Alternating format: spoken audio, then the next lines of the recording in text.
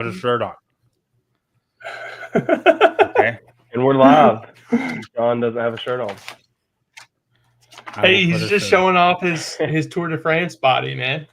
No, we're not in any place to be showing off quite yet, but we'll get there. What are we weighing now? What are we weighing? We weigh the exact same as we did last week. I lost 4 pounds really quickly and then came to a screeching halt. But it's fine. It's fine. It'll be fine. I was 206 this morning. What's your diet look like when you're trying to cut a little bit? I just take out soda. I do the exact same thing, except I don't drink any soda, and I bike a lot more. I did try to run for the first time in a long time, and it didn't go great. I was like, oh, I'm just gonna go for like an easy 2-mile run. Like I don't know what to do. My body's sore. Like my legs are heavy. I don't really want to do anything intense. I'm just gonna go on like an easy run. Yeah, Abby's laughing at me. And I made it about a mile, and I was like, man, I want to stop. I don't want to keep running. Like this is. I don't remember feeling like this. And like my lungs were fine. My legs just hurt. Like they just weren't used to running. So I ran about 1.25 miles, and then I walked for 0.25 miles, and then I ran a half mile back to the gym. So that's what I was like. That was not great. We won't tell anybody about that. That's why I waited for this podcast to say it. But I had not run and like just go for a run in maybe 5 months. So it is what it is. It's fine. I don't know the last time I ever did that. Went for a run. Yeah. Was that about probably you could probably run a mile and feel okay. Then like probably after that you start being like, okay, I don't want to run anymore. It'll come back quick though. Like you can get out to like 7 pretty quickly. Like feeling okay, feeling good. Like this is just not fast, not like any kind of pace, but like your muscles just kind of get conditioned to it. It's just they haven't moved like that. You know what I mean? I could probably bike 100,000 kilometers right now, but I just haven't ran in a long time.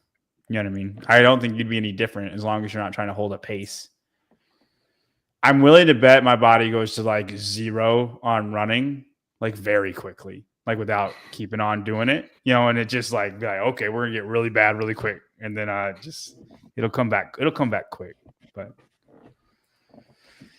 that makes sense. Yeah. How was y'all's week? So what is your actual diet? In what sense? Just what do I eat or my macros? I don't care about the macros. I want to know what you eat. Okay. Well, I mean, you probably know what I eat. I eat the same stuff that I ate in high school. It's the same it has been? Yeah. Man. I eat tacos, do the people 3 know or 4. that? Yeah. Yeah, they do. Yeah, I don't ever claim to be like, hey, you should eat the way I eat. I have your said 405, your 405 clean is that much more impressive to me. Why? Because you're just fueling yourself with garbage, man. It's my macros are on point. I just don't get there very pretty. Every calorie is not the same. You know, and what's crazy is like when I get under 200, I'm freaking ripped up like crazy. Like my body is like so ripped up with the same food. You know what I mean? I think that part's crazier than like performance. I don't find that part crazier because I saw that. Yeah, but high school's a little bit different. You know what I mean? You're kind of just. What do you mean? I don't mean high school. I mean there are a lot of guys that I played with that were just ripped up that ate garbage. Yeah. Okay, that's fair. Yeah. The performance thing, if you were able to do that and perform really well and not get hurt, that's mind-boggling to me. The not get hurt part, I think, is surprising to you more than the performance. Probably, yeah. I really feel like that's just being smart about your body, though. With what you're doing, yeah, probably. And I also think like I've just kind of built a tolerance that like it wouldn't feel the same. Like if we ate the same, it would feel much worse to you than it does me. My body's just used to, well, this is what it gets, right? Where I think if I tried to eat what you eat, I wouldn't feel good either. Even though it is better. It is better for you, but I don't think I would like it at first. Like I don't think my body would like it. You don't know. You haven't tried. You think my body would like it? I think my body would reject it hard. I think at first it would, but if you did it for like a month or two, sure. I think you would. what it was like. You would lose weight extremely fast. Because I wouldn't eat.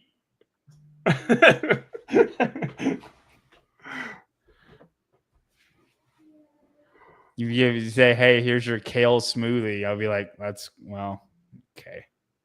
I just won't. I don't eat like that, dude. Okay, whatever you say. Brock might eat like that. I don't eat like that. No, I don't like kale. Brock definitely eats like that. Not Kale Lehman, Kale the food. Yeah, I don't do that. Brock definitely eats like that.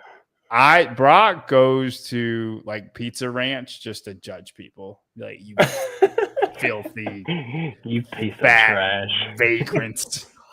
Like I think when we go out to eat, like if I'm with Brock, like he just holds in his disgust of what's about to go down. And like for Grant, it's like, okay, this is normal food. And then for you, you're like, man, you do you, brother. Like that's, and then Brock's just silently like it's not a sin, but you should go to hell for this. Like that's how Brock feels.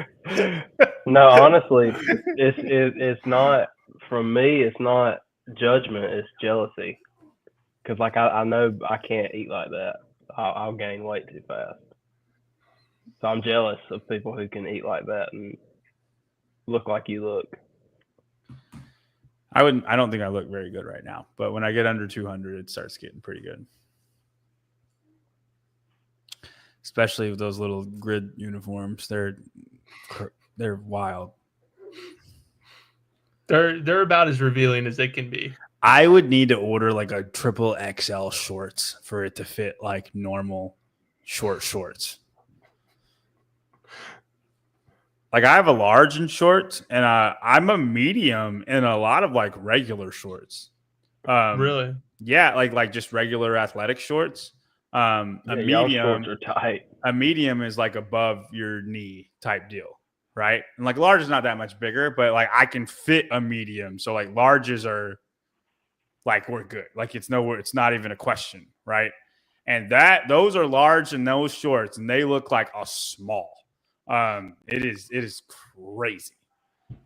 I was like, guys, I don't know if I could squat with these. Like, I think it's going to be bad, but they're very flexible. I've not had any problems. They just get really high. Do they like stick to your thighs too? Yeah. Brutal. But they don't ride up ever, which is nice. They just get high on you. So, I'm not a fan, but they're fine. I don't like the jersey either, just because I can see my belly. I was like, I feel the way Brock feels when he looks at me. When I'm in that when I'm in that jersey. I feel the way. That's great. Okay. No, I have no problem with. I actually do have. Yeah, go ahead. I'm gonna go get her milk real quick. Okay. We're gonna feed while we do the little intro here. Then we'll get into Bible talk. She should be done with her bottle by then. Okay. Be right back. Yes, sir. Yeah, I don't have very much problem with what other people eat. It is what it is. But my problem is when other people eat like garbage, and then they say, I don't know why I can't lose weight. What do you mean? You don't know why you can't lose weight? Or what do you mean you just can't lose weight? Yeah, you can. You're just not trying hard enough. You can. You're just lazy. So what is it about, like, could you not do what John does where you eat bad, but the macros are like perfect so that you're not gaining weight really at all or anything? Yeah, I could. I don't think I would feel very good because I used to No. do. Now I wouldn't. I never did it to the extent that John does it, but I guess the fitness term would be flexible dieting or whatever. And I used to do that. Like I used to eat as long as I was hitting my macros because I used to track macros like to the T. Like I was very anal about it. Like I weighed everything, even if I was eating cereal. Like I was weighing my cereal. I would weigh ice cream. I would weigh my meat, weigh my rice, and which is interesting. It puts a different perspective on serving sizes, and it's one reason why there's so many fat people overweight because, like for example, and I know this just from doing it for so long, one serving of rice is typically 150 grams, which is supposed to be 1 cup. Well, if you scoop a cup of rice, it's like 200 grams. But your serving size based on the serving label would be like 1 cup or / 150 grams. Same way with cereal, like average cereal serving sizes between like 28 and 31 grams, and it is nothing. Like it is a normal bowl of cereal, just a normal bowl. If it's, everybody fills up their bowl to the top and puts milk in it, a normal bowl of cereal that's filled up to the top is typically 3 to 4 servings. Really? Yeah, it's pretty wild when you start like weighing stuff out. But anyways, like I'm definitely eating 4 servings of cereal then when I eat absolutely. cereal. Oh yeah. Big fan of like Cocoa Pebbles on Sunday before church, like a big bowl of cereal. I usually don't eat breakfast. I inadvertently intermittent fast, not on purpose, but it's just how it works out. If you were to weigh out 1 serving of cereal and put it in front of you, you would be like, dude, what is this? Like this is Brooks' snack. Like this is not even anything. Well, how are they measuring servings for like third world country servings? Would assume got to be, but I do know.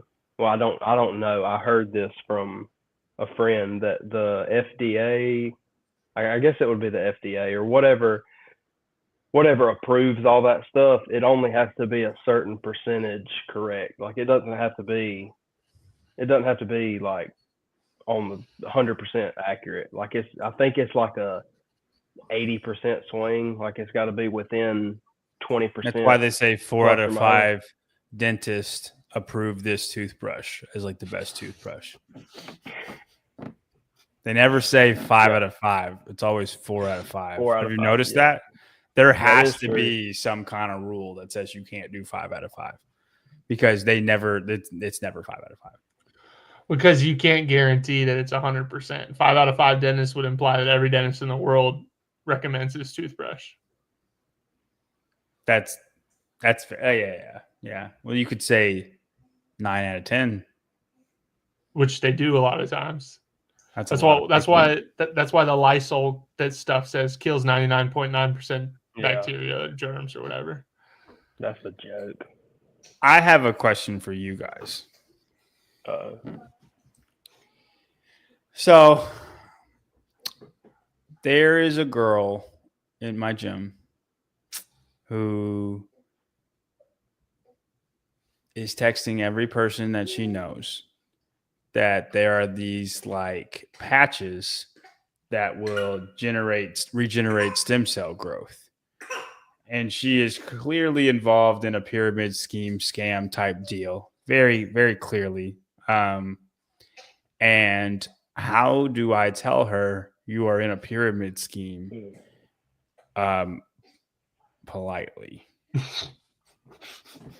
She even brought up an NFL player that endorses it and was like, hold on, I'll read the text to you exactly. She don't watch this. It's fine. Who's the player? Just follow the money. Marquise Ogden. Okay. Nobody relevant, but she goes, curious, many CrossFitters use them. I haven't delved into the business side, but when I heard Marquise speak, I guess on a first name basis, about what he does for a living, workout, podcasting, family, you could build your side hustle with this. And I heard it is an easy way to make money. Just my 2 cents. I have not responded to her. That was like the 4th text that she sent me. The other 3 were hardcore copy and paste from the website type deal. But it's very obvious what this is. How do I tell her, hey, you're probably going to lose a lot of money and you shouldn't be telling people this stuff? I don't really think that there's another way to say it. I don't know. Maybe you could try to like do a little bit of research on it and find some negative articles or. Well, I mean, I typed it in and then it was like, there's just not, it's not FDA approved. That's the only reason it made me think about it because you said the FDA thing. Like, it's not approved by anything. There's not a ton of research out there on it. People have said that it doesn't work. Well, what's the actual science? Like, how does it say? How does it accomplish what it says it accomplishes? She sent me a video, a 30-minute video that I watched 3 minutes of. It's like how this talks about eons and how it like you put it on your skin and then positive eons are reinforced by the sunlight hitting the patch or something like that. Like, how like the balance wrist thing came out where you wear this thing, it's supposed to help your balance. You know what I'm talking about? Like, how it's science like that. Like, it's that type of stuff. You can't do anything with stem cells not invasively. Like, you just can't. Like, that's not a thing. Right. And it's claiming that you do. Yeah, that's why they do transplants. Like, it's not just, you're not just going to put something on your skin, create stem cells. Like, that would cure anything. Literally anything. The second, and then like I texted another friend of mine, hey, did she text you this? And she did. And then I was like, I'm going to tell her it's a pyramid scheme. And she goes, no, just let her figure it out. Like, don't, and like, she doesn't want me to, like, cause it'll come off mean. Cause I do come off like, it'll be very cold. I literally would just say, text, hey, this is a pyramid scheme. That's all I was going to say. And then leave it at that. Or you could just word it and say, hey, I think to me, this sounds like a pyramid scheme. I think you should look into it a little bit more. That's a little easier. With that, what's the word I'm looking for, Daniel? Like that point of view, like go at it with the point of view that it's a pyramid scheme and see how you feel and prove it otherwise. Right. Yeah. I did like initially I wasn't going to respond. And then she goes, it's a way you can make money. And then I was like, girl, like, I was like, I wanted to text this is a pyramid scheme. You're about to lose money. You're being really dumb. And then I just thought to myself, would Jesus send this text? And then my initial thought was, yeah, I think he would. And then, probably would. And then I was like, let's just ask Daniel and Brock. They, that way we get a group. Maybe I'm interpreting Jesus wrong in this moment. So I want to get a group decision on this. I think you definitely like. There's no shame in telling her, but as Brock said, you approach it from the sense of, hey, this is what I know, and this is what it looks like to me. So, like, I'm not going to invest in this, but unless you prove to me otherwise, and you could be nice about it, dude. I've seen you be nice about things. I don't have a lot of tolerance for incompetence, though. Yeah, but like, it's so stupid, Daniel. It's so dumb. It's so dumb. It's not like, oh, I could see how you get tricked into that. It's like Brock sending money to a Nigerian princess dumb. Well, there's some people that are that gullible. And if Brock sent money to a Nigerian princess and came on here and said, you guys should too, Daniel, you cannot tell me you would say word for word, Brock, you're retarded. You know you would. I would not. 100% word for word, you would say that. I would maybe say that after he realized what he did. Brock, but not you are mentally disabled in this moment. In fact, when's your birthday, Brock? December 5th. December 5th, you're going to get a helmet in the mail because that's what you're doing. All right. I'm sorry. I got ramped up. I forgot what I was supposed to say. Okay, hold on. I'm with Brock. No, but I do think I'm going to text her right now. I'm going to show you. No joke. And I think once you send that text message, then after that, you have no obligation to respond to anything else she has to say. You know what I mean? Which, I mean, you're not obligated right now either, but then if she falls for it, to me, it sounds like she's already in it. Oh, I think so too. That's why she's after you, because the more people that sign up under you, the more money you make. Well, I'm tempted to say, okay, so if I buy some, do you get commission? And just see her respond to that. You know what I mean? But like I'm in a sense like tricking her at this point. Yeah. I think that's mean. You know what I mean? And there's really not any easy money. Like you really don't. Yeah, you might come up on something every once in a while that would be quote unquote easy money. But there's not really anything that's easy money. Tell me what else to say. I feel like I need to add something else. I said, hey, girl, this really looks like a pyramid scheme to me. I've seen a few of those, and this hits all the boxes of that. Now, what am I supposed to say to make it nice? Here, I'll send you what I would say. Just say it on here, Daniel. You don't got to be coy about it.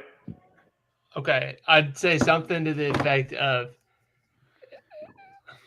hey, basically just preface it before you go into that. Like maybe 2 sentences of, hey, I appreciate this information. It looks like a cool product, but to be honest with you, based on the research that I've done on stem cells and the people I know, this seems very unlikely to be a genuine product. And then lead with your, like, and let her prove otherwise. You're not outright saying, but. Okay. So I said, thank you, person's name. I looked into it, and all the stuff I know about stem cells would point to that this is not a real thing. Yeah? Here's the kicker. How much do you actually know about stem cells? And that's a genuine question. Enough to know that it's always an invasive deal. You can't not go inside of the body to do anything with stem cells. You have to inject it's always an invasive deal. It can't go through your skin and then do what you want it to do. Like that's not a thing. I know that that's not a thing. If this was a genuinely working product too, I can guarantee you every single person in the NFL would be wearing this. Because I should say that. Say, honey, I think you're selling nicotine patches.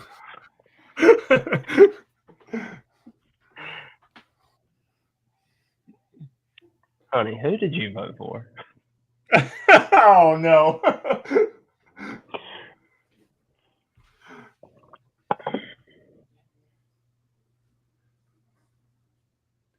And also, not to like this could have been just bad luck, but I did look up that guy that you said who it was. Uh-huh. Um, he has a section on Wikipedia titled "After Retirement," which is interesting, because most people that play the amount that he did don't. But his first company went under, so again, that might just be luck of the draw. It was during the Great Recession, but could be something there. Okay.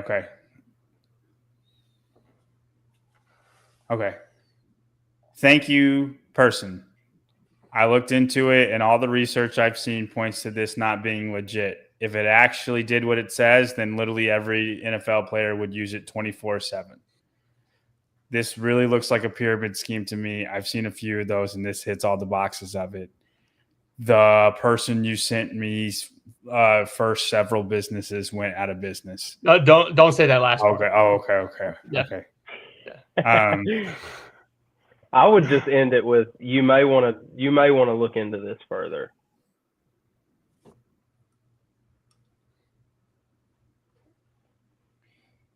Okay. If you Stop look, being so stupid. okay. How about if you look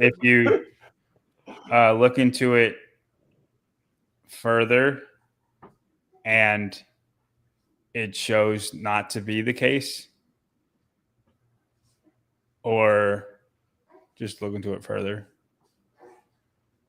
Yeah, because then she's gonna send you a bunch of bull crap. Yeah, I don't want it. Yeah, I don't want that. Like if I'm like, somebody's like, show me the science. She'll show it whatever the website's pushing. You know what I mean? Right. Okay. Well, I feel like I should end it on something a little bit nicer. Like none of that seems nice. So, by the way, did you know that Jesus Christ died for your sins?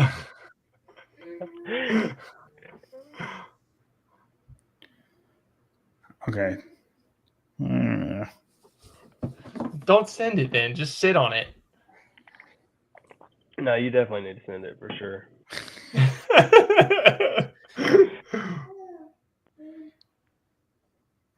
See, she said the same thing. Hold on. I'm gonna say I appreciate you thinking of me, though.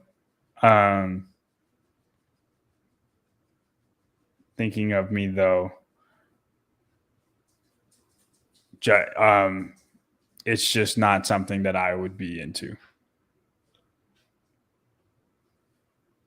Yeah, because that kind of eliminates anything further. Like if she gets into something else,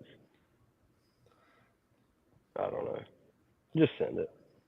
She gets mad. I mean, you're just trying to save her money by telling her it's a pyramid scheme, right? Yeah.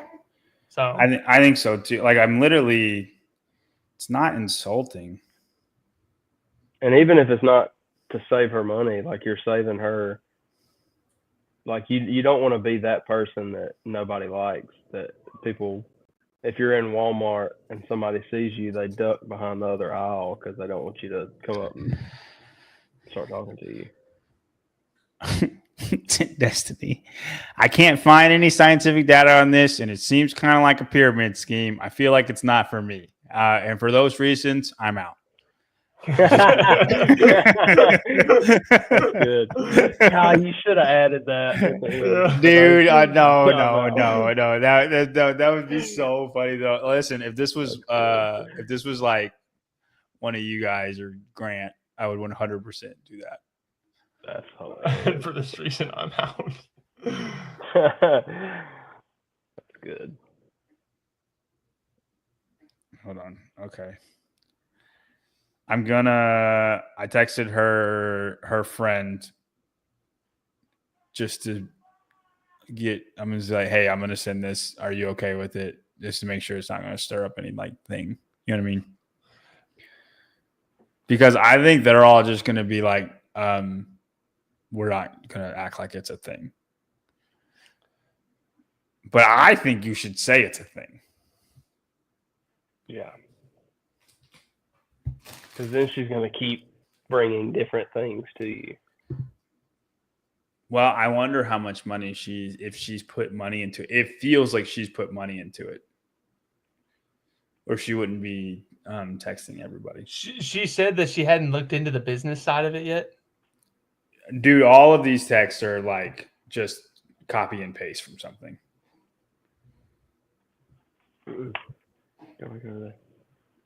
Here, do you want me to send you like the doctor that's talking about it, and you guys can laugh or have your own opinion? Not laugh, but have your own opinion. Well, what is it? It's this 33-minute video that I watched 3 minutes of, but I'm maybe not watching a 33-minute video. But you'll watch 3 minutes of it, and then you'll know you'll know what this is. Dude. Does that make sense? Sit down. I'm gonna send it to you guys. What's up, dude?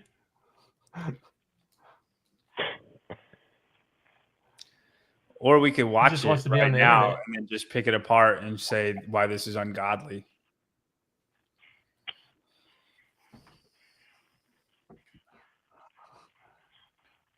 Would you rather do that? No. Love you. I feel like that's a little aggressive. Why? Okay, and now Rebecca, if this was the case, she's saying you're assuming she's not already aware it's a pyramid scheme. If that was the case, then she's being a dick. Oh, then you can rip her. Yeah. Yeah, then you can rip her. Like, listen, lady. That's all I got. Okay. Surely she knows.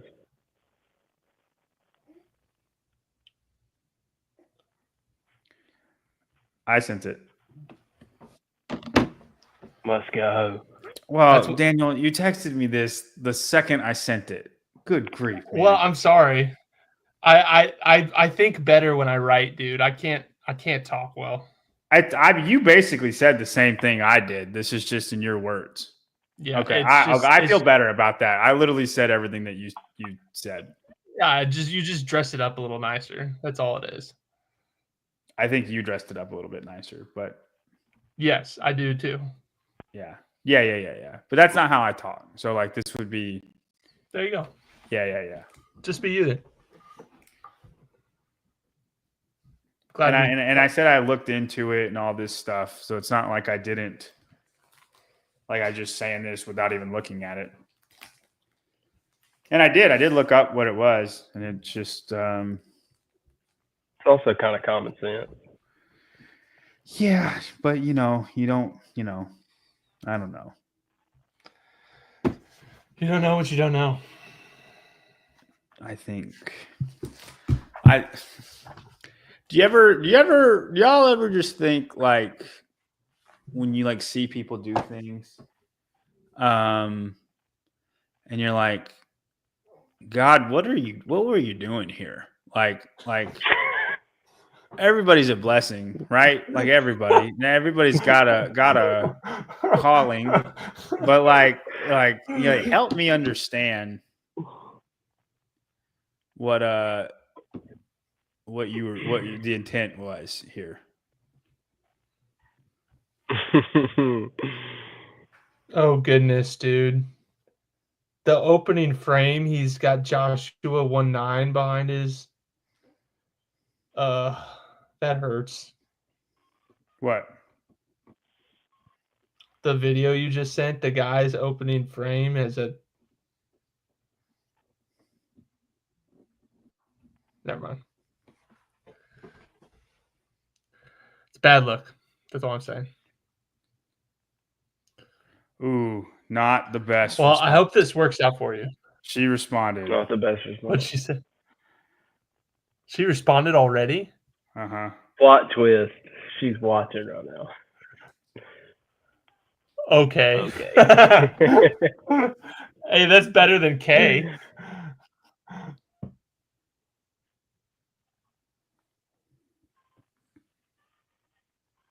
I got a feeling you're about to get an article. I think so too. I think you guys have set me up. I feel All like right, she's First nice about John it, chapter though. 2. You know?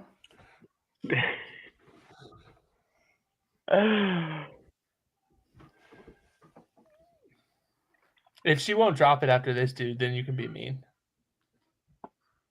Oh yeah, no doubt.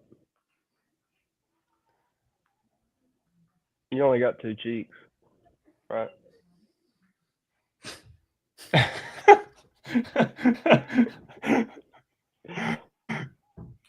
Kidding. I was joking. That was a joke. I was just kidding.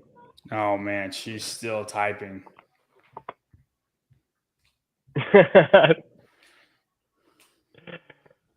Oh, that's funny.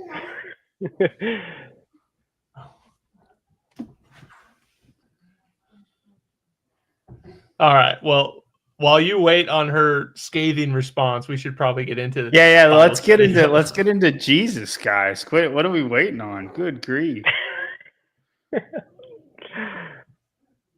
Yeah, watch her be watching the show and like just have this resentment right now. I don't think so, but even then, I mean all the best for her. If you're in a type of a scam, I'm curious how much money she spent. That should be your next text. How much money have you invested? I think all of us have got. Go ahead. I said I think all of us have gotten got by something at some point. So it's Okay, it part of wasn't that life. bad. Live and I learn. think she texted a lot more and then like erased some stuff. She said, "I'm not into pyramid stuff, but I'm going to be on it. I have nothing. I'm going to be on it. I have nothing to lose to try it long term. Did you listen to it?" And I'm going to say, yes, stem cells do not get regenerated transdermally. That's not a thing. Actually, she asked a question. Good grief. Okay, I was going to just leave it alone. And just leave it alone. No. I got this. Ready. And then we can move on. Oh my gosh. I got this. No. I got this.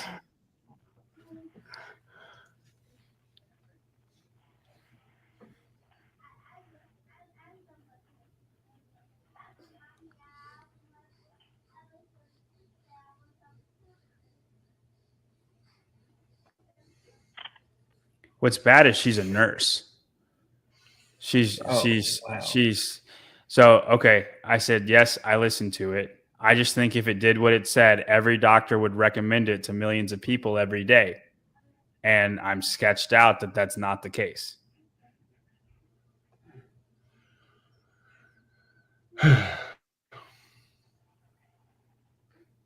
Yeah, for anything. Cancer, AIDS, anything. And then I guess I could add, it just seems too good to be true.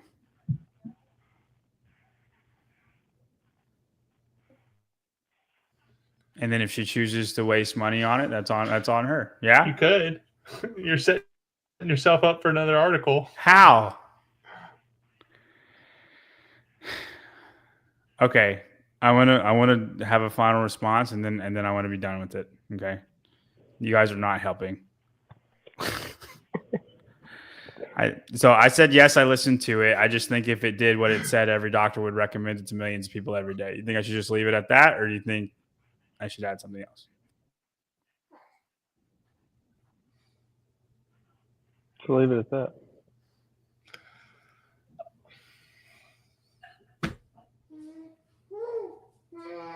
Okay. No, I like what Dad said. And me personally, I'm not going to push something that I don't believe in. Yeah? Have her give you a free sample. Yeah, good. And then be like, if I feel great, I'll push it. Like, Dude, what if she gives you a free sample and that's the best you've ever felt? Oh man, then I'm gonna be like, hey guys, listen, I just came across this thing, and, and it seems really interesting. Let me send you this video.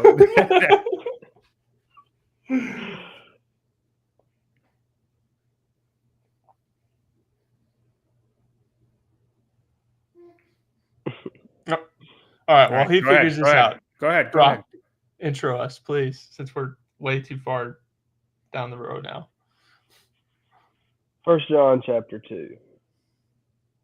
We went through the first 6 verses last week. A little short recap. Basically, in a nutshell, it says in verse 3, and we can be sure that we know him. Well, okay, let me back up. The biggest hit in the first verse. But if anyone does sin, we have an advocate who pleads our case before the Father. So we have Jesus, who is asking the Father for grace on our behalf. It doesn't give you a right to sin, but when sin happens, we have somebody fighting for us. And we can be sure that we know him if we obey his commandments. Someone claims, I know God, but doesn't obey God's commandments. That person is a liar and is not living in the truth. But those who obey God's word truly show how completely they love him. Those who say they live in God should live their lives as Jesus did. So it's not saying that it's a works-based salvation. It's saying that you work based on your salvation. Like once your works are your evidence of your salvation. If I'm claiming to be a follower of Christ, then 1 John 2:6 has to be the case. If I'm claiming that I'm a follower of Jesus, I should live my life like Jesus lived. I should talk like that. I should talk in reflection of Christ. I should treat people the way Christ treated people. So that's the first 6 verses in a nutshell. And then 7 through 14 is what we're going to go, or we're going to start in verse 7 and see how far we get. So that's a little short recap on kind of what we talked about last week. Anything you want to add, either one of y'all, before we just jump in? No, I think that was pretty good. So I think what we should do is, what I'll do is, I'm not going to read 7 through 4 all the way through 14, but let's do verses 7 and 8. Talk about that for a minute, and then we'll move on to 9 through 11. So I'll read verses 7 and 8, and then if one of y'all want to point out something that sticks out or whatever, we'll bounce off of each other from there. Cool. Verse 7, and I'm in the NLT. If anybody's reading along, it's a lot of times it's hard for me if I try to if I'm listening to a sermon or something and they're preaching out of a different version that I'm in, I try to go to that version because it kind of confuses me if I'm trying to follow along reading and they're in a different version. So I'm in the NLT, and it says, 1 John 2:7, Dear friends, I am not writing a new commandment for you. Rather, it is an old one that you have had from the very beginning. This old commandment, to love one another, is the same message you heard before, yet it is also new. Jesus lived the truth of this commandment, and you are also living it. For the darkness is disappearing, and the true light is already shining. One thing to note about the NLT, it's one of the fewer versions, or out of the 2 or 3 that I was looking at, most of them don't add in verse 7, the end of it says this old commandment to love one another. Most of them don't have that little piece in there. So you have to look at the text of it, and you have to look on scriptures to figure out what commandment he's talking about. And in this specific one, if you go to, there's a couple different ones like 1 John 2:24. So you must remain faithful to what you have been taught from the beginning. That's referencing back to this commandment that it's talking about. And then it's also in John 13:34. Let me go back to this. And then I'll let y'all talk for a minute. John 13:34. So now I am giving you a new commandment. Love each other. Just as I have loved you, you should love each other. So that's referencing back. Obviously, 1 John is written by the same John that wrote the Gospel of John. So this is John is giving Jesus's words in verse 34 when he says, "So now I'm giving you a new commandment: love each other." So that's what he's referencing here. And the NLT just went ahead and just put a little excerpt in there so you didn't have to really find it. It just went ahead and told you that that's the commandment that he's talking about there. That's in verse 8 where they add that phrase? Verse 7. It's right before. So it's in NLT, this is verse 7. "Dear friends, I'm not writing a new commandment for you. Rather, it is an old one that you have had it from the very beginning. This old commandment to love one another is the same message you've heard before." Gotcha. That's verse 7. Cool. Yeah, the NLT is so I use the NASB, and it can be pretty choppy. It's more of a word for word translation. But the NLT is nice on the areas that the translations that are a little confusing. So I'll like pull it up in Blue Letter Bible or something. So yeah, I like the NASB. I've actually just recently got the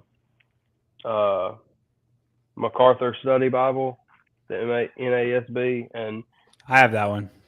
It's different. Like it takes me a little bit to get used to. I love the commentaries on it, but a lot of times whenever I'm reading something that I'm trying to, I guess, understand better, is I'll have both of them side by side. I'll read it out of the NLT, and then I'll go in this one, read it, and kind of compare the two, or try to. Yeah, cool. I definitely think the NLT reads the smoothest. Yeah. Yeah. But obviously, ooh, Abby, that was a good one. Yeah, good job, baby. Okay, let's go back in your bouncer.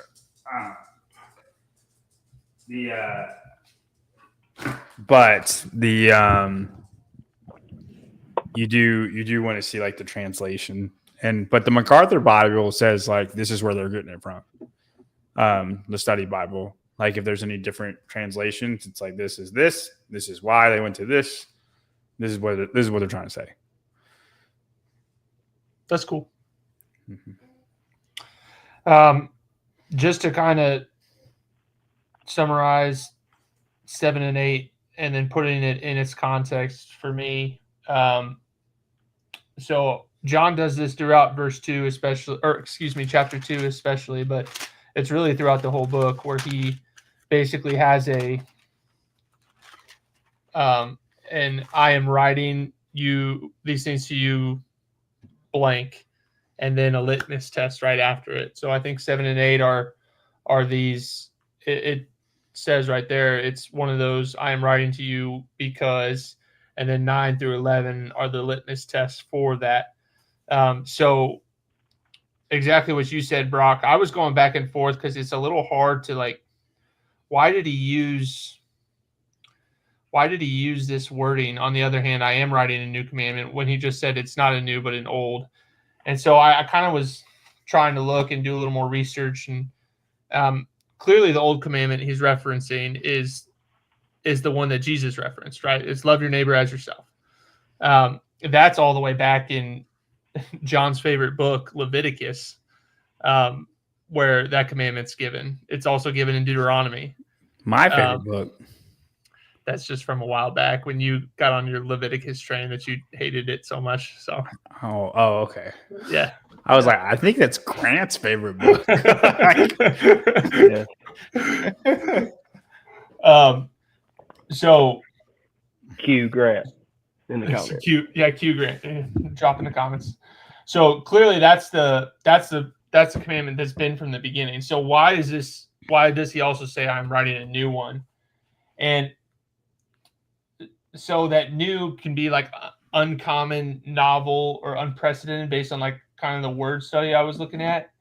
And I thought this was an interesting. I'm curious on your guys' thoughts on this. If this is kind of where my head went, and I think it's new because it's manifested in Jesus. Like Jesus modeled this command for us by laying down his life. Previously, like God clearly showed that he loved his people, but it wasn't in a like physical manifested way, like where Jesus, his son, came and laid down his life so that we had the example to follow. John 13:34 is an example, I think, of Jesus saying, hey, you need to love like I love. And then another one, John 15:12-15, says, this is my commandment, that you love one another just as I have loved you. Again, it's Jesus manifesting that love. So it's the same command, but it takes on a new framework. It's like God is our model, right? As opposed to just loving our neighbors as ourselves or something like that. And then verse 13, greater love is no one than this, than one lay down his life for his friends. You are my friends if you do what I command you. We could skip 15. 15's not super applicable there. And then 2 Corinthians 8:9, I thought was. So curious on y'all's thoughts on this. But for you know the grace of our Lord Jesus Christ, that though he was rich, yet for your sake he became poor, so that you through his poverty might become rich. This is kind of another example of like Jesus manifesting his love, and how I think that's showing that it's in a sense a new commandment, even though it's been from the beginning.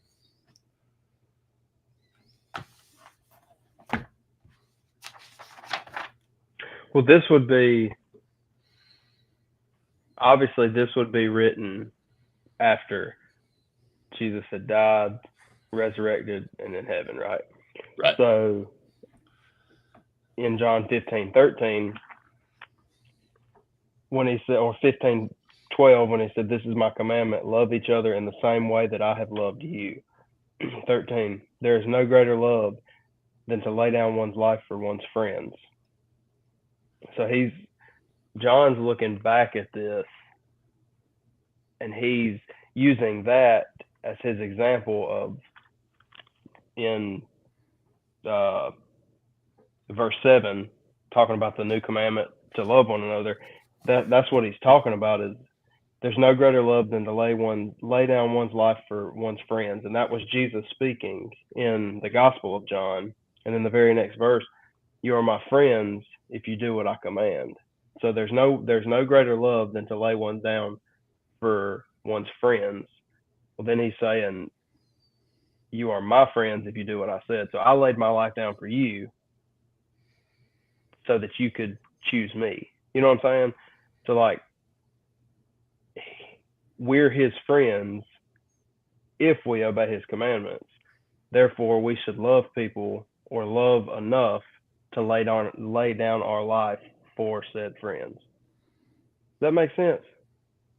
I think it makes sense in my head. I don't know if I'm explaining it the way that I'm thinking it, but it's just interesting to me that he says, love each other in the same way that I have loved you, and that there is no greater love than to lay down one's life for one's friends. Then immediately after, you are my friends if you do what I command. I don't think I'm explaining it very well, but it's very interesting in my head.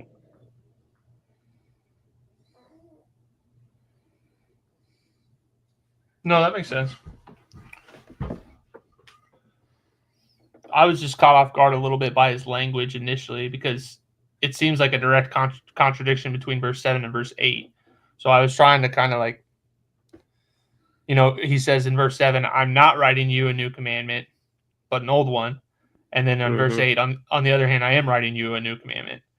And I'm probably in the weeds a little too much here, but so I was just trying to like say, okay, well, how is it new in a sense?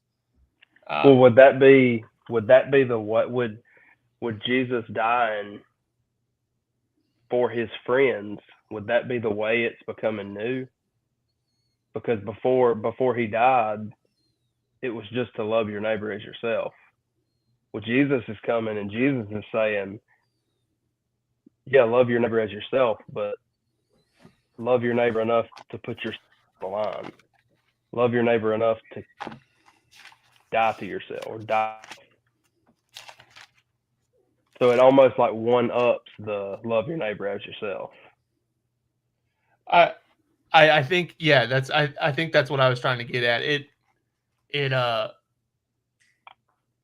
echoes chapter 5 in the Sermon on the Mount, where he says, you've heard it said, you shall not murder, but I say if you look at your brother with hate in your eyes, you've committed. Like, it's like, it's a different, yeah, that's kind of how I was seeing it. It's we're not the what do you call it, the mark anymore. It's not love your brother or love your neighbor as yourself. It's no, love your neighbor as I have loved you. So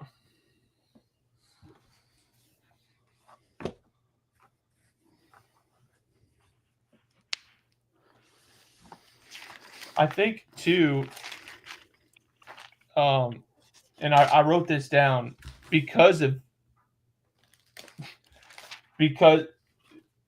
how like crazy that command is. Obviously, like Jesus, what he did for us, absurd to even think about. But I wrote down when this commandment is modeled, it is obviously true and observable in those following it. And it so kind of in, do you guys use the treasury of scripture knowledge at all when you're like comparing texts? Bro, what do you mean? So it's a tool in the Blue Letter Bible app, if you have it, or online, that basically takes phrases in a verse and says, hey, this is how this phrase is used elsewhere in the Bible, what it means, type of thing. Oh, so like if it means different things in different places? No, it kind of helps you put the phrase in context, per se. Like, hey, this is what he means by this phrase. So when he's using this phrase, it means this. Kind of like in a verse. So like it brought me to 1 Peter 4 verses 1-3, which at first might not seem like it correlates, but I just want to read the verses and kind of sit on it a little bit. But it says, therefore, since Christ has suffered in the flesh, arm yourselves also with the same purpose, because he who has suffered in the flesh has ceased from sin, so as to live the rest of the time in the flesh, no longer for the lusts of men, but for the will of God. For the time already past is sufficient for you to have carried out the desire of the Gentiles, having pursued a course of, and then he lists a whole bunch of, sins. Where was that at? It's 1 Peter 4 verses 1-3. And I was caught like off guard in particular by verse 1. This is where the treasury of scripture knowledge is pretty cool, because that last phrase in particular says, because he who has suffered in the flesh has ceased from sin. And that almost like is verbatim 1 John 2 verse 1. I'm writing these things to you so that you may not sin. So I guess what I'm trying to say through all this, I'm jumping back and forth, is like, if we're truly following this new commandment,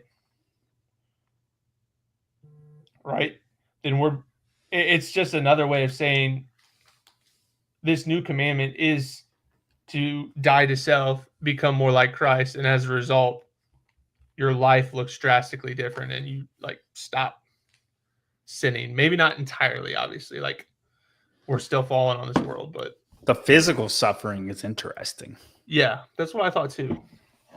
Like, okay, so somebody has to stone me for me to be without sin or conquer sin.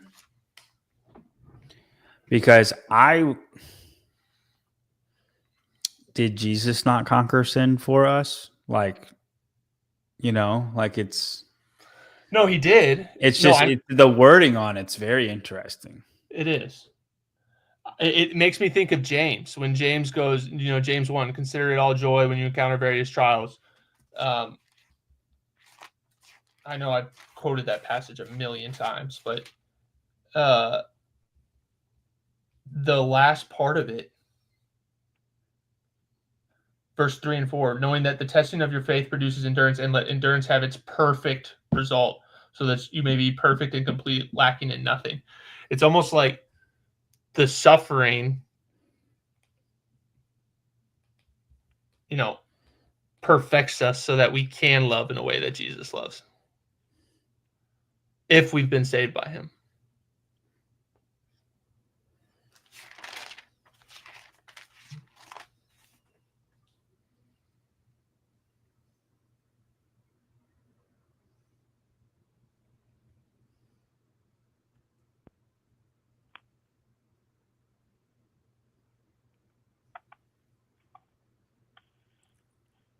Brock, you look disconcerted.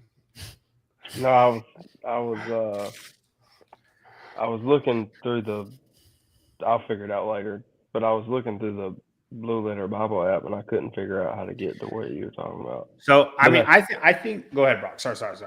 No, that's not for right now. I'll figure that out later. No, go ahead and tell us your struggles with the Blue Letter Bible app. Oh no, I was just trying to figure out. I was trying to find where he was talking about, and I couldn't figure it out. But it's fine. I don't think it's not saying that you have to suffer physical pain, but that you're ready to. Like if it happened, like you would take physical pain if it meant not condemning God. You know what I mean? But then I think though, did Peter not deny Jesus when he was scared 3 times? So is his journey, at least at that point, he was not finished with sin. You know what I mean? Or he's still chasing his desires, his earthly desires. Like he's not complete is the wrong word. I know he goes, he doesn't have a problem with it later, but at that point he did. So at that point, was he not? I don't think he was not saved. Like he obviously believed. I think it also kind of God. I think it kind of shows you an example of sanctification, like because that was kind of early in a sense in his walk with the Lord.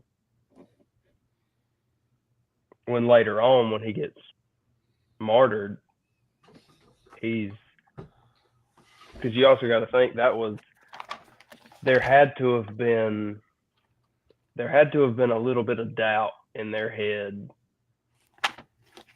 about what was about to happen. Like I don't think they really thought that he was about to get crucified. And I definitely don't think they thought that he was actually going to come back from the dead. Yeah. So after that, the disciples, they went on this wild spree of spreading the gospel because of what they saw. You know what I'm saying? So like before that, you got to think there was, in a sense, it's almost like the Paul conversion. I don't think that was their conversion, but that was such a significant event. They couldn't help but tell people, So before that, I don't think they had the faith that they did afterwards.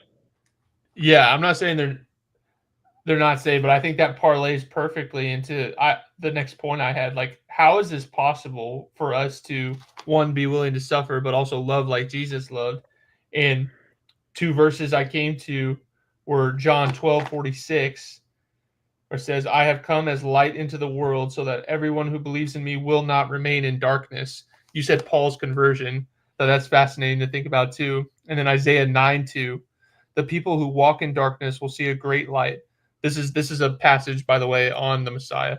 The people who walk in darkness will see a great light. Those who live in a dark land, the light will shine on them. It's like, how can we do that? Because the light of the world has opened our eyes, right? He says that in Luke 4. I was just reading that today for a school project, ironically, but probably wasn't supposed to preach the gospel in that project, but we'll see how it goes. It's just crazy how, like, the light, we can do that because the light of the world has basically dropped the scales from our eyes, right? And now the Holy Spirit dwelling in us is doing it through us. It's not us. Otherwise, this commandment is absurd. Love like Jesus loved. Okay, good luck, you know? Yeah. But that's he's talking to people mature in faith. Yeah, he's talking to people that are saved, and he makes that clear in verses 12 through 14. So, do you think people mature in faith still live in darkness? Like ebbs and still flows? live. Not lit. Okay, like have bouts of darkness. I would say, yeah. like stumble. Yeah, because yes, definitely stumble. That's a thing. I'm not talking about stumbling. But I think John makes the argument that if you live in darkness, you're not his. I think he says that actually on his litmus test, verses 9 through 11. We can read if you want.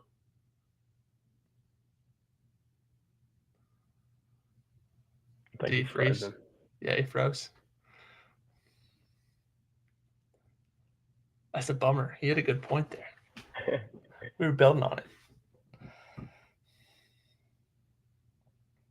You got anything you want to add to that, or we jump to verse 9? Yeah, let's do 9 through 11. Okay. All right. Yep. So, yeah, I can read it. That's fine. Okay. So, like I said, the context, verse 7 through 8 was the I am writing statement. Verse 9 through 11 in the litmus test. So, the one who says he is in the light and yet hates his brother is in the darkness until now. The one who loves his brother abides in the light, and there is no cause for stumbling in him. But the one who hates his brother is in the darkness and walks in the darkness and does not know where he is going because the darkness has blinded his eyes.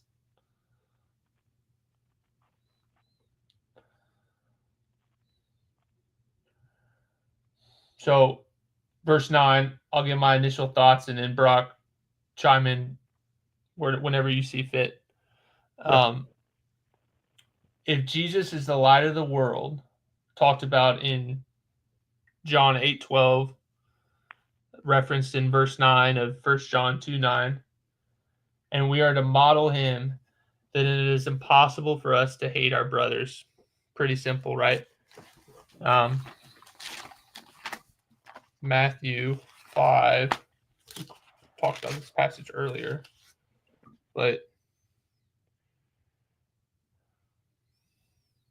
Jesus doesn't mince words when it comes to this concept. Verse 21, chapter 5, Matthew, you have heard that the ancients were told, you shall not commit murder, and whoever commits murder shall be liable to the court. But I say to you that everyone who is angry with his brother shall be guilty before the court, and whoever says to his brother, you good for nothing, shall be guilty before the Supreme Court. And whoever says, you fool, shall be guilty enough to go into the fiery hell.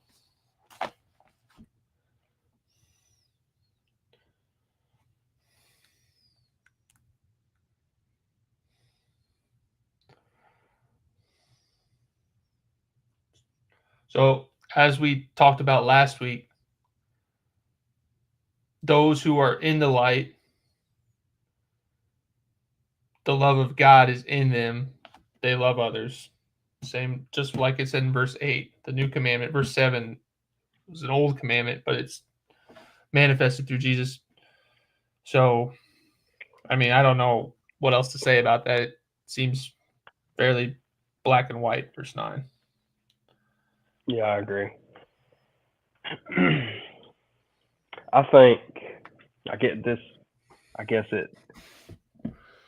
it kind of goes along with this. I think the hard part. I think this is kind of where John was kind of going. I think the hard part is how do you?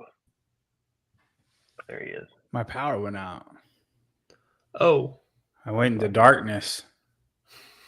But I think the hard part is where is, and we've talked about it on here before. Where's the line of living in darkness versus that stumble? You know what I mean? Like, I think that's what hangs a lot of people up. Yeah, that's kind of what I was getting at. What do you count as a stumble, and where do you count as living in darkness? Because I don't know about you guys, and I feel like I go through a constant roller coaster. I think there are times where I'm on fire, and there are times where I'm on ice, and it's or just get very comfortable. And then you don't realize how like lost you are being comfortable. And then until, I don't know, something happens that makes you realize that you can't do anything without God. Anything. You can't breathe.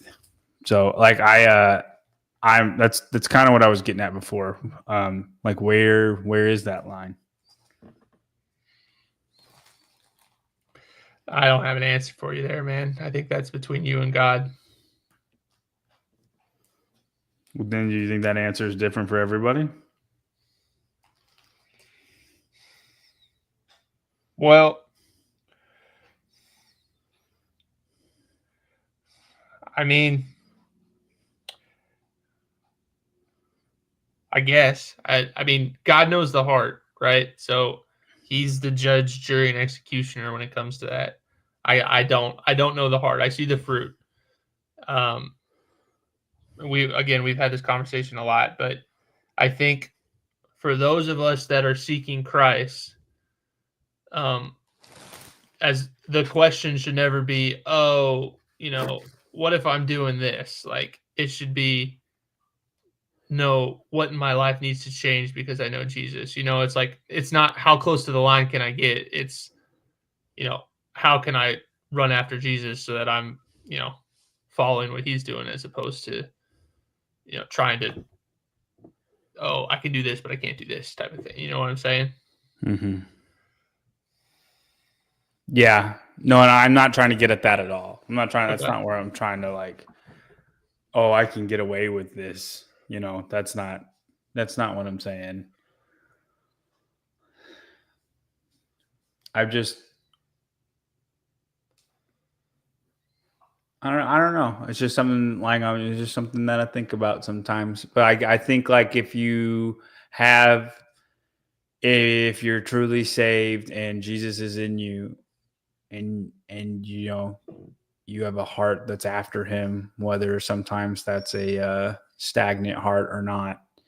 Like maybe it's impossible to live in darkness or to be in darkness, and everything that you do is a stumble because darkness and the word darkness, it's kind of all encompassing. It's not there's no light, right? So it's not like you don't even realize you're in sin. Right.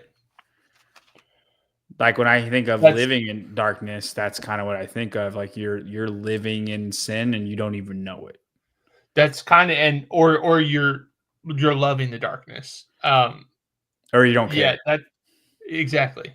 And I think maybe that Luke passage will give a little more like, I don't know, background or help with this is Luke 4:17 through 19. Jesus is starting his ministry.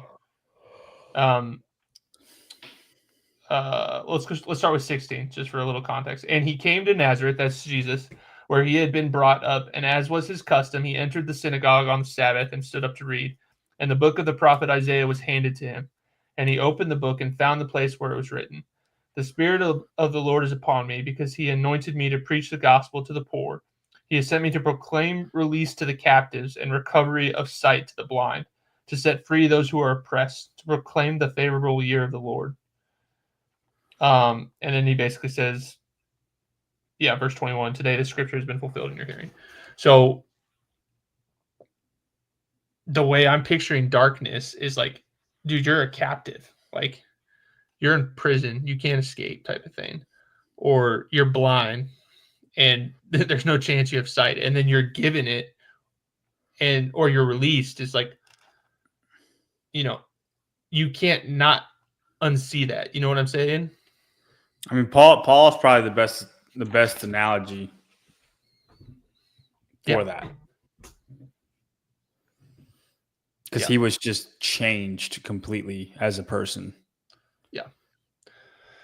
Like, have you guys been following the Michael Tate stuff at all with Newsboys? Yeah, a little bit. Do you know who that is, John? Michael Tate? Yeah. Yeah. Okay. Well, he was living a double life, and it was bad, really, really for a bad. long time. For a long time. And a different family? No, something came out where he was participating in rape type of thing. Oh, wow. Wow. What is this? He said, she said, or is no, he's doing stuff. So that's just something.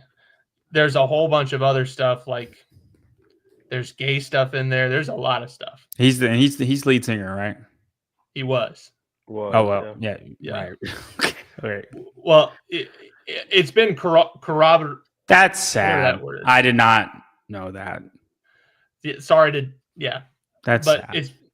It's been corroborated in some way, because he posted basically saying, "Look, this is terrible. I repent. This is awful. I sought to blah blah blah." All that stuff. And I don't know where his heart is. The repentance looks genuine, but I mean, I would be truly terrified in that situation. He was willingly choosing. Yeah. Not that Jesus can't forgive. Jesus 100% can forgive. And I hope that his heart is Jesus. I hope that he is saved and his repentance is genuine. But he was willingly choosing to live in darkness we're talking almost decades. And he just now decided to come out with it? Or was he coming out because he was getting close to caught? Or did he get caught? I know it's a bit of or did he get caught? Yeah. So, that's a bit of a sidebar, but I think it kind of runs with, I don't know. Can you stumble that hard, that long, and still be saved? Only God knows. I don't think it's a Jesus forgiveness thing. No, obviously not. You're just saying, I don't know. You don't know if he's genuine or not because it was so long. Yeah. Yeah, I think that differentiates on the person. Because I think people could. I'm not. Don't take it the wrong way, but I think people can blind themselves to a certain sin that they don't want. And it's sinning in itself, blinding yourself to this sin, but that they just can almost be it's not. This is what I'm doing, and then it almost just becomes a way of life, and you don't even think about it anymore, and you're not.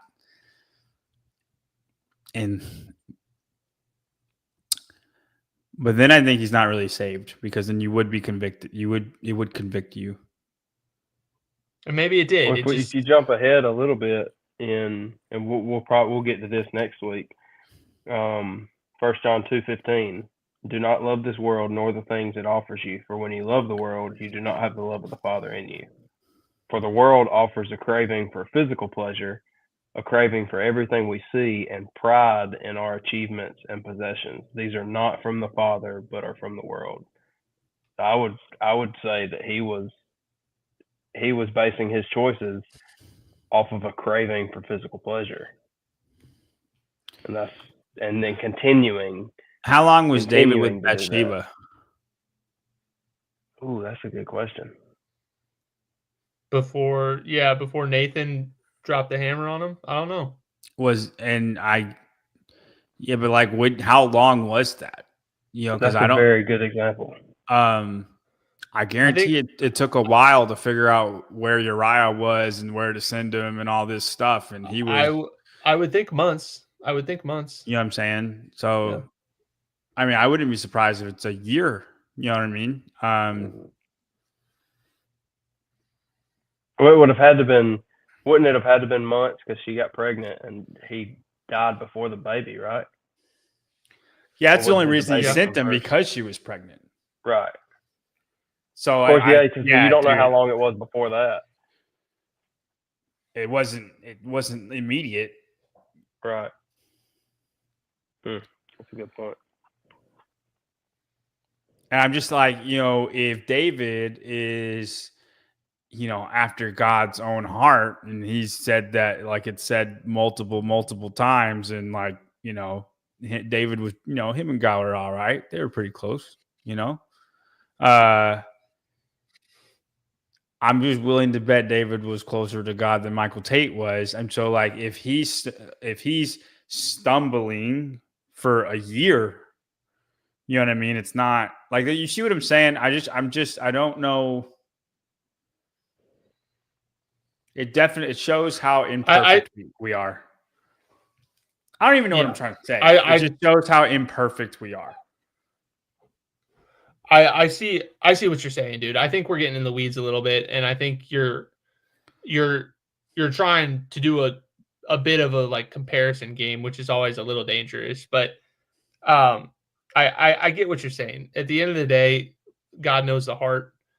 I don't know how far stumble is, but Jesus died for every sin.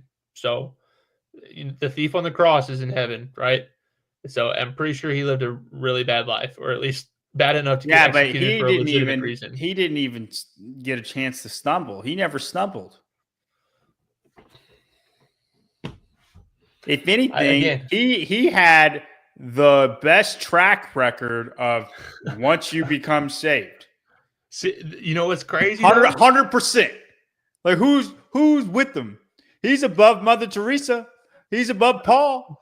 Like that dude's got the best percentage track record out of everybody. No, we all have the same track record because it's not our track record. It's Jesus's.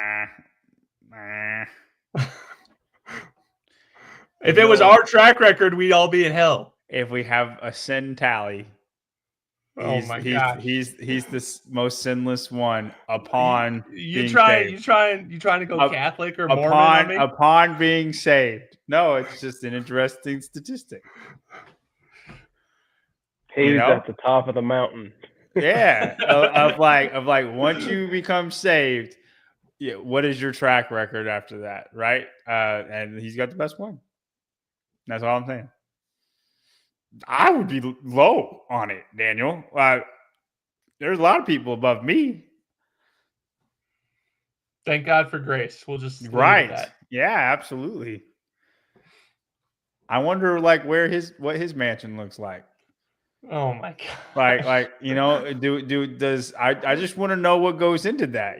Is it you're rewarded for the fruit that you plant. He didn't really plant any fruit. He just kind of snuck in. Does he just live on the golden street? I'm not even going to get into that because I have no idea. You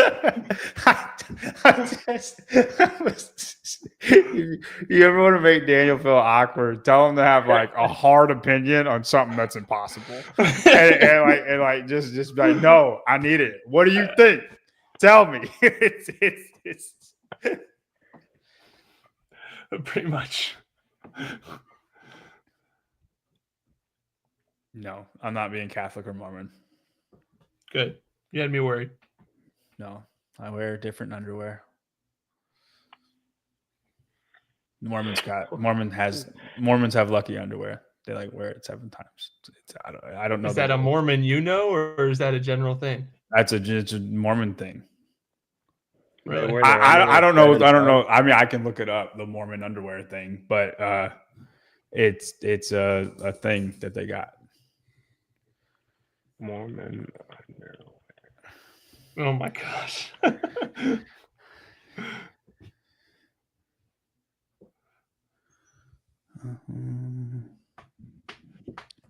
They have Mormon magic underwear is a derogatory term for temple garments worn by members of the Church of Jesus Christ. That's not what I'm talking about.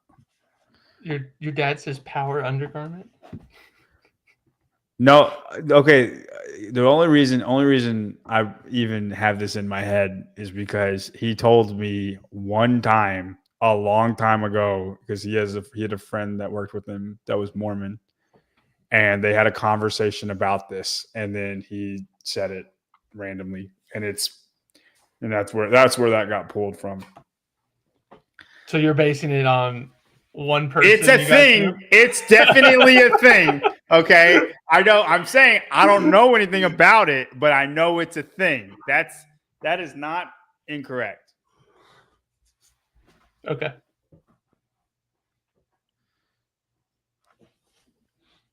When John is confident, he's 100% correct. That's all the time. That's absolutely true. Yeah. No, you. When I think I know something, it's like I'm insufferable about it. That's not always a bad thing. I would love to dive into that more. Not my correctness. Mormonism, and like just dissect the entire religion. Just have one show where like we're gonna recap everything that the Mormons believe. And not even like this is why we don't believe that, but like just be like this is what Mormonism is, because they got some freaky stuff that they do. Not freaky, but like out there stuff with their religion and being your own God and like being able to one day have your own universe. Like and because I don't know all, like I'll say it incorrectly. I know like little pieces of everything in them, like how that works, but I don't know it like as specifically of how it works. You know what I mean? Like second heaven, third heaven, first heaven, stuff like that. And we should just like kind of do a Mormon 101, and then after we can be like, thank God that we don't, believe that. Well, when your main source of authority comes from one guy who got his scripture revealed to only himself in the middle of nowhere, you can come up with some crazy stuff.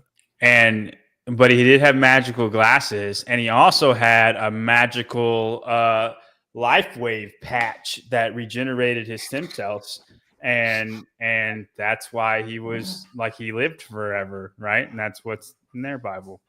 Dude, that's probably what they had in like before the flood.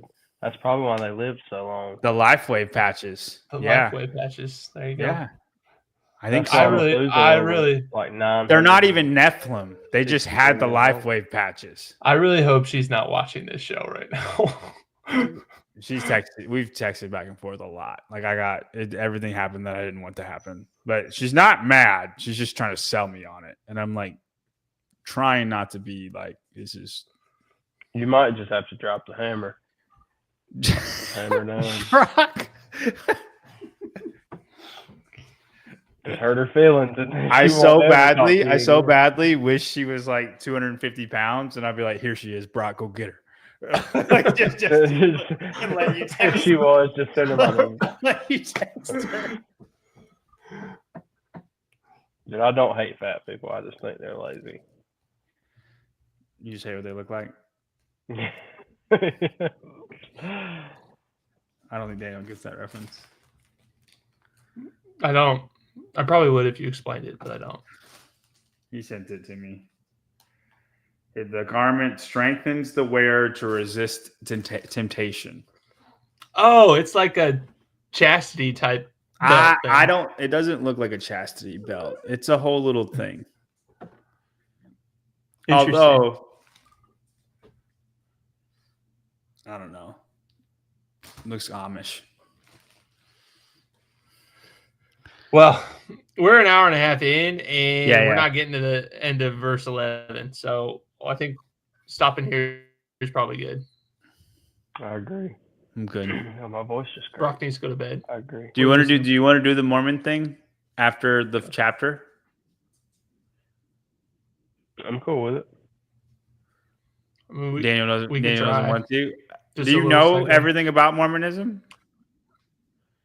No, not at I all. think it's fun to look into that stuff. Not because you just see so much wrongness, and like if you're gonna debate somebody, you gotta know your enemy. You're not wrong. You gotta know where they're coming from, and then you shouldn't be afraid to research that stuff because it's just gonna make you stronger in your faith. When I was I'm not afraid. It's more just like, it's a waste do I of really time. want to spend my time doing that? Yeah. Yeah, no, I understand that. And I get that. When I had a roommate at Mizzou, my first roommate, his name was Abdul Becky. He was an exchange student. He was hardcore Muslim, had his magic carpet, prayed 5 times a day on the magic carpet. And we would have hard debates, just Christianity versus Islam. And like I tried to read everything I could about Islam and just to figure out why ours is right. I mean, it's just, it's hard to get past, hey, Muhammad's not real. And Jesus is real.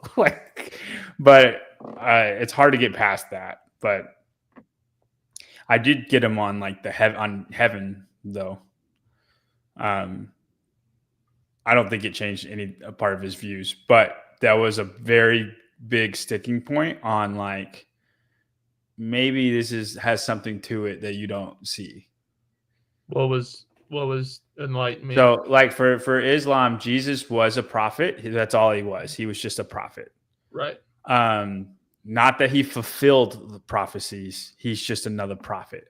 And then Muhammad was the last prophet. And that's why they came about in 800 or 1400, whenever they came about, because he was the last one. Right.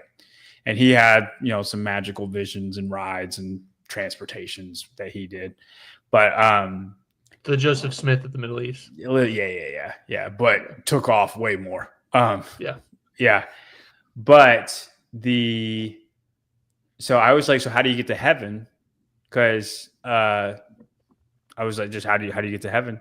And then he said, I just try to be the best Muslim that I can be. Like I, follow the rules as best as I can. And I pray to Allah, and like I just try to be a good person. And then or just a good Muslim, right? You go to Mecca, and then so basically they're kind of like Judaism in a way, where you just follow these rules to the best of your ability. And I'm like, well, that's the difference, man, because you don't know. I was like, you're going to heaven? He goes, I know. I think so, but I don't, you don't know till you go. And I go, well, that's the difference. I know.